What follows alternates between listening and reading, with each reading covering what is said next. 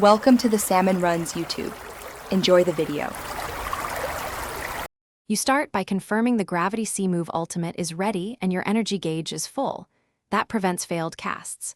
Once positioned, angle your character so the enemy sits in the mid-range cone that affects pull vector and follow-up timing. Practice the core input sequence now: input, hold, release, or use a macro if allowed. Do this repeatedly to build muscle memory. Consistent activation reduces misfires and sets up the rest of the combo cleanly. Once you trigger the pull, hold for roughly 0.6 to 0.8 seconds to maximize draw strength. This increases hit reliability. Then, as you release, immediately input a light aerial or short stun within about 0.3 seconds to lock the target. Timing here creates the combo window. Make sure to nudge the directional stick during pull release so the enemy lands where your teammates or traps can follow up. These micro adjustments control positioning and convert the pull into guaranteed damage.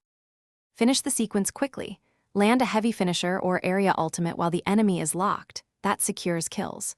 Once done, reset your stance and energy management so you aren't exposed to counters. Reposition defensively and communicate for follow-up pressure. If the pull fails, diagnose the issue. Check network latency, refine your input timing, and verify the cone alignment. Misalignment is the most common culprit. Adjust technique, repeat drills, and you'll reduce failures significantly. Thanks for watching.